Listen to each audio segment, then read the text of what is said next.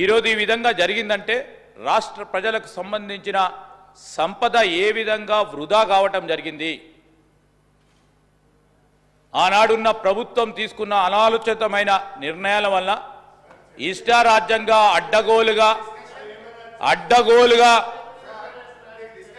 ఈరోజు అడ్డగోలుగా నిర్మాణం జరిగింది కనుక పూర్తి స్థాయిలో అవినీతి జరిగిందని, ఆ అవినీతి వలన రాష్ట్ర ప్రజలకు సంబంధించిన ఖజానాకు సంబంధించిన డబ్బు ఏ విధంగా దుర్వినియోగమైందని విజిలెన్స్ రిపోర్ట్ ఇచ్చిన మాట వాస్తవాన్ని వారి దృష్టికి తీసుకెళ్తున్నాం అధ్యక్ష. వారి దృష్టికి తీసుకెళ్తా ఉన్నాం అధ్యక్ష. మేం చెప్పింది కాదు.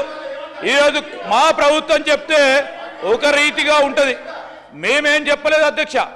ఒక పరంగా డ్యామ్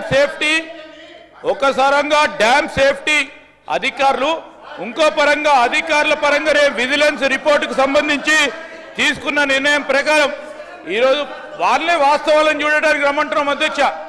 ఈరోజు వాస్తవాలను వారు స్వయాన వారి కళ్ళతో చూడాలని వారిని కోరుతా ఉన్నాం అధ్యక్ష. ఈరోజు మేము వారిని కూడా కోరేది ఒకటే, ఈరోజు నా నియోజకవర్గానికి సంబంధించిన 3 బ్యారేజీలు కట్టిన అధ్యక్ష. ఒక్క నిమిషం శ్రీధర్ బాబు గారు, ఒక్క నిమిషం.